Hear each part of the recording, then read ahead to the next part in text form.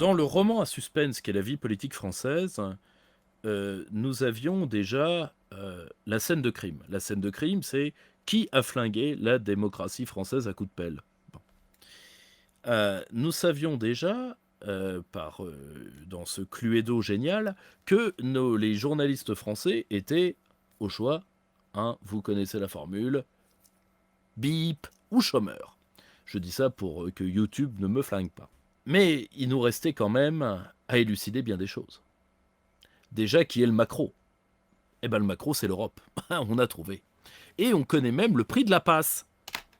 Alors, dans un article du 18 janvier, le journal Le Monde, donc la Pravda, reconnaît par hasard que les rédacteurs en chef de France Télévisions reçoivent une part de leur salaire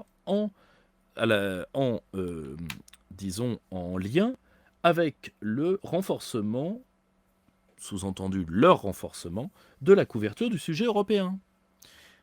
Et donc, Madame Delphine Ernotte, hein, qui n'est pas à une bêtise près, a rajouté à la sauce sur l'Europe, et avec deux sujets subsidiaires qui sont les dom-toms et la diversité. Mais surtout l'Europe.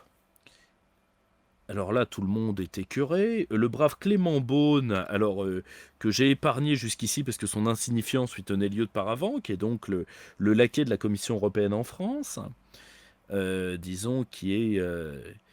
Éric Zemmour l'a traité comme il mérite d'être traité. Donc il y a une vraie idéologie immigrationniste à Bruxelles qui ne veut pas du tout arrêter les migrants, qui veut au contraire qu'ils arrivent et les répartir dans Avec le plan de diluer la culture européenne. Oui, mais ça dilue la culture européenne. Oui, je suis désolé. C'est un plan. Oui, non, c'est pas un plan. C'est simplement que... Pourquoi je vous dis ça?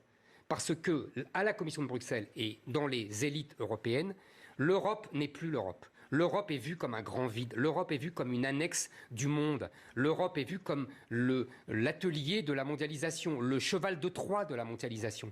Et donc, on ne veut plus de la culture européenne. On ne veut plus de ce que... Vous avez dit vous-même, très pertinemment, sur les billets, il n'y a que des ponts et il n'y a pas des individus. Mais pourquoi? Vous vous êtes jamais demandé pourquoi? C'est tout simplement que l'idéologie européenne, c'est justement l'absence d'enracinement, l'absence de nation, l'absence de terre. On veut être le monde entier, on veut être le monde en petit. Et c'est ça l'idéologie européiste, et c'est celle qui dénie au contraire et qui démolit l'identité européenne.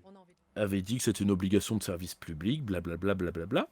Et en réalité, le Canard enchaîné, la semaine suivante, nous a appris qu'en fait, il s'agit du renforcement d'une disposition qui existe déjà concernant l'Europe depuis près de 8 ans, et qu'en réalité, le jugement des journalistes français se fait beaucoup sur leur allégeance ou non au Reich, à Bruxelles. Comme quoi, on a les Brasillac et les Polchak qu'on veut, et qu'on peut surtout. Cette rémunération équivaut tout de même à 1 mois de salaire en plus, ce qui n'est pas tout à fait rien d'après le Canard enchaîné, quand on voit les salaires mirifiques de France Télévisions. Évidemment, les eurocrates prennent le dossier à l'envers. Ils vous disent, sur le fondement d'une note de la Fondation Jean Jaurès, qu'il n'y a que 2,7% du temps d'antenne qui est sur l'Europe. Je rappelle qu'il y a déjà des émissions européistes et eurolatriques sur France Télévisions, qui est théoriquement un média de service public, donc c'est nous qui paye. Et bien sûr, le théorème européiste reste le même, c'est-à-dire l'appétit vient en mangeant, si vous voulez. Plus on vous parlera d'Europe, plus vous l'aimerez. Le problème, c'est que l'Europe, c'est un peu comme l'Allemagne, hein. Il y a ceux qui l'aiment et puis il y a ceux qui la connaissent. Et que, justement, c'est la plus grosse erreur des européistes. C'est-à-dire que de croire que les gens détestent l'Europe parce qu'ils ne la connaissent pas. En réalité, ce que les eurocrates ne comprennent pas, c'est que plus les peuples se renseignent sur ce qu'est l'Europe, pire c'est. C'est la leçon du 29 mai 2005. C'est pourquoi, aujourd'hui, 57% des gens qui ont été en âge de voter à Maastricht voteraient contre, vu ce qu'ils ont vu depuis.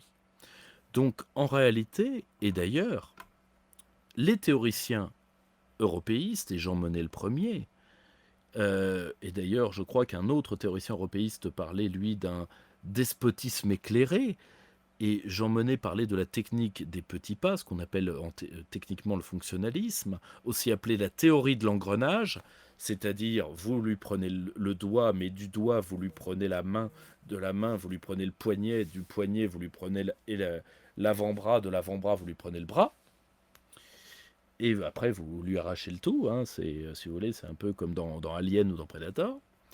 Et d'ailleurs, quand on voit Angela Merkel, enfin bon, peu importe, vous comprenez que l'Europe est un animal des bas-fonds et de l'obscurité. Il fuit la lumière. Et de vouloir, alors évidemment, propaganda Staffel. Et coup de bol, en France, la charte de Munich n'a aucune obligatoriété, donc vous pouvez à la fois être journaliste, publicitaire et propagandiste, ce qui théoriquement sont des fonctions antinomiques aux yeux de la charte de Munich sur la qualité du journalisme. Mais ce qu'il faut bien avoir en tête, c'est que peu importe que vous racontiez des conneries à une classe comprador qui, elle, vend son pays à la découpe et qui ne cherche dans l'information que ce qui peut solidifier sa condition de classe, tout le reste, c'est qu'elle est victime de l'Union européenne. Et mentir, d'ailleurs, un homme que j'ai toujours trouvé malhonnête au possible, qui est Daniel Schneiderman, qui lui-même dit qu'il comprend évidemment le but, hein, évidemment il y participe, vu que c'est l'un des pires laquais de ce système, parce que c'est un laquais qui se prétend honnête. Ce que au moins Christophe Barbier n'a pas l'outrecuidance de proclamer. Or, Schneiderman disait c'est l'un des pires moyens, bah oui, parce que maintenant que ça s'ébruite, et ça c'est une grande connerie du monde, et maintenant que le canard enchaîné est arrivé derrière, c'est terminé. Au moins, cette affaire nous aura permis d'avancer dans notre enquête sur les fondements lugubres de la société française de 2021, c'est-à-dire que oui, ils sont bip ou chômeurs, mais maintenant on a même le prix de la passe. Merci France Télévisions, Mère Macrel, et merci d'ailleurs à la mère Macrel en chef qui est Delphine Ernotte, qui, avant, on appelait ça, dans le journalisme, on appelait ça faire des ménages. Ah, maintenant, c'est directement du tapin, comme quoi on s'est plutôt bien débrouillé. Hein, on a fait de l'ascension sociale. Hein. Et donc, voilà jusqu'où nos adversaires sont prêts à aller.